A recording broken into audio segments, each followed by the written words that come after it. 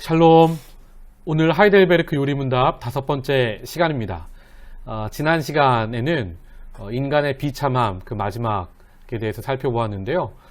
심판이 있을 수밖에 없는 죄의 심각성에 대해서 살펴보았습니다. 죄라는 것, 심판에 대해서 현대인들이 참 듣기 싫어하는 것 같습니다. 하이델베르크 요리문답 제가 4개 올린 영상 중에 가장 조회수가 적은 것을 보니까 우리 성도님들도 죄에 관한 이야기, 심판에 관한 이야기는 듣기 싫구나 라는 생각을 좀 저도 하게 되었습니다. 오늘 5번째 시간은 인간의 구원에 대해서 드디어 살펴봅니다. 그런데 우리가 죄가 얼마나 심각한 것인지 알아야, 하나님의 심판이 무서운 것인지를 알아야 그것으로부터 구원받은 것에 대한 감사도 그 진정한 의미도 우리가 더 깊이 깨달을 수 있는 것 같습니다. 오늘 시간 통해서 은혜 하나님 주실 줄 믿습니다. 500여 년 전 성도들은 하나님의 심판으로부터 우리가 어떻게 구원받을 수 있을지 이렇게 생각했습니다. 12번째 질문입니다. 하나님의 정의로운 심판에 따라서 우리는 지금부터 영원히 처벌을 받아 마땅하게 되었습니다. 어떻게 하면 이 형벌을 피하여 다시 하나님의 사랑을 받을 수 있습니까? 우리 많은 사람들의 고민이죠. 이에 대해 무엇라 답했습니까? 하나님은 자신의 정의가 만족되기를 요구하십니다. 그러므로 우리 스스로나 다른 이가 하나님의 정의를 완전하게 만족시켜 드려야 합니다. 자, 만족이라는 단어가 나왔습니다. 현대인들은 이 500여 년 전에 이 만족설에 대해서 거부감을 가지고 있고 저 또한 그랬던 것 같습니다. 오늘 이 예수님의 십자가 사역, 용서의 사역을 속죄론이라고 하는데 조직신학적으로 이 조직신학 속죄론의 이 3가지 큰 흐름에 관해서 살펴보도록 하겠습니다. 중요한 내용이니까 집중해서 들어주시면 감사하겠습니다. 먼저는 만족설입니다. 이 이론은 안셀무스라는 중세 사람이 자신의 책 왜 하나님은 인간이 되셨는가에서 주장한 이론입니다. 하나님은 인간의 죄에 대해 매우 분노하셨는데 예수님이 대신 십자가에서 죽어주셔서 하나님의 정의를 만족시켜 드렸다는 이론입니다. 이 장로교의 시초인 칼뱅도 중세 사람이라 이 만족설에 많이 기울여져 있지요. 이 이론의 근거로는 이사야 53장 말씀이 있습니다. 이사야 53장 6절. 우리는 모두 양처럼 길을 잃고 제각각 자기 길로 흩어져 가버렸지만 여호와께서는 우리 모두의 죄악을 그에게 지우시고 그를 공격하셨다.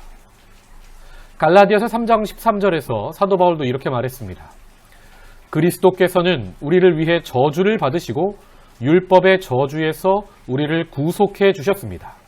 기록되기를 나무에 달린 사람마다 저주를 받았다고 했기 때문입니다.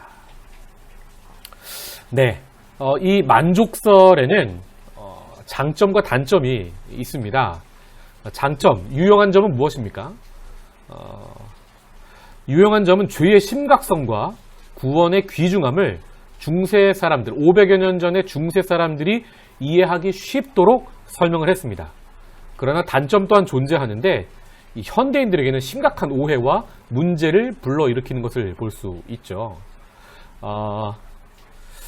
단점을 좀 정리해보면 첫째로 이 만족설은 하나님의 정의와 사랑 중에 특별히 정의에 치우쳐져 있습니다. 특히 그 정의라는 것이 분노의 정의라는데 현대인들이 마음을 열지 않고 현대인들에게 설득력이 약하죠. 둘째, 이 만족설은 하나님의 은혜는 원래 조건이 없습니다. 그런데 만족설은 하나님의 만족을 조건으로 은혜를 설명하고 있지요.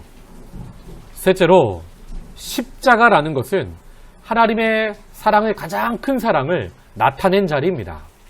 그런데 이 만족설은 십자가를 하나님의 진노가 가장 크게 나타난 자리로 설명을 하고 있습니다. 이렇게 만족설이 현대인들에게는 설득력이 약한 이유가 무엇일까요? 이 안셀무스라는 사람은요, 중세 사람이에요. 그래서 중세 사회에서 살던 사람에게 그 사람들을 대상으로 속죄론을, 십자가 사역을 설명했습니다. 중세는 우리가 알다시피 봉건 영주가 있고 그 땅에 사는 노예들이 있죠. 불순종은 영주를 불명예스럽게 했기 때문에 노예는 어떻게 해야 됩니까? 영주에게 만족을 제공하거나 또는 처벌을 받아야 합니다. 우리 사람이 모두 죄를 범했기 때문에 하나님께 갚아야 하는 만족이 무한히 크죠. 중세 사람들의 관점에서 보면 인간은 마땅히 이러한 만족을 하나님께 제공해 드려야 하지만 그러기에 인간은 죄 앞에서 너무 무능합니다. 오직 하나님만이 그것을 만족을 제공할 수 있죠. 이런 까닭에 하나님은 그리스도 안에서 사람이 되셨다고 그는 책에서 설명했습니다. 그리고 그분이 죽음에 이르기까지 완전히 순종하심으로써 하나님께 만족이 제공되고 정의가 시행되었으며 하나님의 명예는 회복되고 우리 사람 죄인은 용서받았다는 것입니다. 두 번째 이론이 있습니다. 이 이론은 승리자 그리스도 이론이라고 불립니다. 이 이론은 중세 전에, 그리고 우리가 주일마다 보는 사도행전, 초대교회는 사도들의 시대였죠. 사도들이 죽고 난 이후의 시대를 교부들의 시대라고 합니다. 이 교부들의 시대에 많은 교부 신학자들이 긍정했던 이론이 바로 승리자 그리스도 이론입니다. 이 견해에 따르면 속죄 사역은, 십자가 사역은 하나님이 세상에 있는 악의 세력들과 벌이는 극적인 전투입니다. 이 전투가 벌어지는 사이에 이 사람이 최초의 죄를 짓고 사탄의 노예, 종이 되었던 거죠. 그래서 그리스도가 그 문제를 해결하려고 이 땅에 오셨고 그리스도는 죄 없는 자로 사람으로 이 땅에서 사십니다.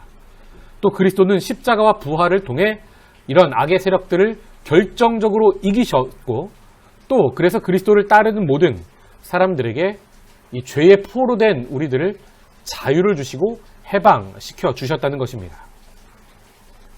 이 성경에 보면 예수님이 십자가를 통해서 사탄에게 승리하셨다는 구절이 많이 나타나 있습니다.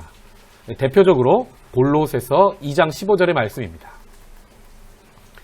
십자가로 권력들과 권세들을 무장해체시키시고 그들을 공개적인 구경거리가 되게 하셨습니다. 아멘.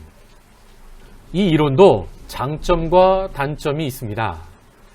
먼저 장점은 인간을 억압하던 악의 세력의 실제와 그 힘을 효과적으로 설명했다는 것입니다.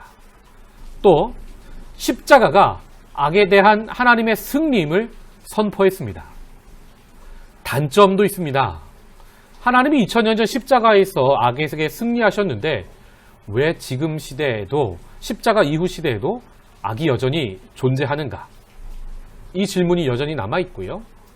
또 그러면 하나님이 이기셨으면 우리 사람은 한 것 없이 죄의 문제에 대해서 인간은 전혀 책임이 없고 하나님이 승리하셨으니까 그것으로 끝인가? 라는 질문들이 있습니다. 이것이 단점이죠. C.S. 루이스는 이에 대해서 자신의 책 순전한 기독교 뒷부분 하나님의 침공에서 자세하게 자신의 관점을 피력하죠. 제가 후에 좀 읽도록 하겠습니다. 세 번째 속죄론은 도덕적 가마설입니다. 이 이론은 프랑스의 철학자인 아벨라르가 주장했습니다. 이 사람도 안셀무스와 함께 중세 사람이기도 합니다. 이 이론은 그리스도의 십자가 사건은 성도들을 감동시키는 사건이었다는 주장입니다. 그리스도의 자기 희생적 사랑을 통해 우리 성도는 죄에서 돌이켜 하나님의 뜻을 따르도록 되어 있다는, 감화되어서 따를 수밖에 없다는 것이 이 도덕적 가마설의 주장입니다. 이 도덕적 가마설에 따르면 그리스도는 우주적 전투나 법적인 집행을 통해 인간과 화해하지 않으십니다. 그리스도는 십자가에서 우리 인간에게 거부할 수 없는 사랑을 보이셔서 우리가 감탄하며 감사하여 그 사랑에 도덕적으로 응답하게 하셨다는 겁니다. 그러니까 그리스도의 십자가 사역은 우리가 그 사랑에 감화되고 내 삶이 변화될 때 완성된다는 이론입니다. 이 이론도 장점과 단점이 공존합니다. 먼저 장점은 예수 십자가를 하나님의 진노가 아니라 사랑으로 설명한다는 것이죠. 또 예수를 인간이 따라야 하는 모범으로 우리에게 보여줘서 그 십자가 앞에서 인간의 책임, 인간의 반응을 유도함으로 사람의 변화를 이끌어낸다는 것이 장점입니다. 단점도 있습니다. 세상에서 여전히 계속되는 악의 세력에 대한 십자가 승리에 대한 설명이 또 없고요. 또 도덕적 가마설이 이 근대 또 현대로 오면서 하나님의 사랑을 감상적으로 이해하는 경향으로 기울어져 버립니다. 특히 자유주의 신학자들에게서 이 이론이 많이 받아들여지는데 이런 그냥 감상적인 십자가 이해에 대해서 미국의 철학자죠. 리차드 니버는 이렇게 비판하고 있습니다. 제가 그대로 읽겠습니다. 진노가 없으신 하나님이 십자가 없는 그리스도의 사역을 통해 죄가 없는 사람들을 심판이 없는 나라로 인도하셨다. 이 도덕적 가마설의 단점을 아주 적나라하게 비판한 니버의 말이죠. 이렇게 세 가지 이론마다 장점과 단점이 분명합니다. 물론 이런 이론들 말고 많은 이론들이 2000년 기독교 역사상 있었는데 제가 기독교 역사 속에서 가장 영향력이 있던 세 가지 이론만 뽑아서 설명드렸습니다. 우리 생명의 말씀교회 성도들은 이 세 가지 이론은 적어도 장점과 단점에 대해서 정확하게 이해하고 나는 어떤 이론에 더 마음이 가는지 좀 우리가 정리할 수 있으면 좋겠습니다. 재미있는 사실은요, 이 현대 우리 기독교 안에는 이 세 가지 속죄론이 찬송가 안에 다 녹아 있습니다. 마귀들과 싸울지라 죄악 벗은 형제여. 이 찬송가는 어떤 이론이겠습니까? 승리자 그리스도 이론이죠. 또 웬 말인가 날 위하여 주 돌아가셨나. 이 찬송가는 만족설 이론을 담고 있고요. 또 나머지 요즘 아주 많은 CCM 도덕적 감수성을 건드리는 가스펠들은 무엇입니까? 도덕적 가마설에 영향을 받은 찬송가라고 할 수 있습니다. 이렇게 세 가지 이론이요, 다 사실 알게 모르게 이 현대 기독교 신앙 안에 녹아져 있어요. 그래서 저는 세 가지 중 하나만 믿고 하나만 아는 성도가 아니라 이 세 가지를 건강하게 모두 이해할 수 있는 사람이 되면 좋겠다 싶습니다. 이 세 가지 이론을 하나로 묶을 수 있는 관점, 신학이 하나 존재합니다. 바로 장로교의 시초인 칼뱅의 신학 안에 이런 이론이 하나 있습니다. 예수님을 세 가지 관점으로 그는 이해했는데요. 이것을 그리스도의 삼중직이라고 칼뱅은 말했습니다. 칼뱅에 따르면 그리스도는 세 가지 직분이 있는데, 첫째 예언자, 둘째 제사장, 셋째 왕이 그것입니다. 이 세 가지 예수님의 모습이 이 속죄론 세 가지와 정확하게 맞아떨어져요. 첫째, 예언자로서 그리스도는 이 도덕적 가마설과 연결됩니다. 예언자이신 예수는 우리에게 삶의 모범이 되어주셨고 하나님 말씀을 가르쳐 주셔서 우리의 삶을 구약의 선지자들처럼 우리를 하나님께로 도덕적으로 바르게 인도하셨다는 겁니다. 이 도덕적 가마설과 예수님의 예언자 모습이 연결되죠. 둘째, 제사장으로서 예수님의 모습은 만족설과 연결이 됩니다. 제사장이신 예수는 우리를 위해 사랑과 순종의 온전한 희생제사를 십자가에서 단번에 드려주셨죠. 또 셋째로 왕이신 그리스도의 모습은 승리자 그리스도 이론과 또 연결됩니다. 왕이신 예수는 2000년 전 십자가에서 악을 이기시고 부활하셔서 세상의 주, 퀴리오스로 선포되셨습니다. 그러니까 그 당시에 왕이 로마의 황제가 아니라 예수라는 거죠. 그런데 아직 악의 폐잔병 세력은 남겨두셔서 이 땅에 여전히 악은 존재합니다. 하지만 왕이신 그리스도는 마지막 때 다시 오셔서 악의 잔존 세력을 온전히 멸하시고 이 땅을 하나님 나라로 완성하십니다. 이것이 승리자 그리스도이론과 또 C.S. 루이스의 관점과 또 최근의 신학자들 톰 라이트나 또 한국의 김세훈 박사나 김혜건 교수의 이론인 이 하나님 나라 신학이라고 합니다. 이 세 가지가 건강하게 합쳐진 이론이라고 할 수 있습니다. 이렇게 우리가 이 세 가지 관점, 승리자 그리스도 이론, 만족설, 도덕적 감화설 세 가지 모두의 관점으로 예수의 속죄 사역, 십자가 사역을 통전적으로 풍성하게 이해할 수 있으면 좋겠습니다.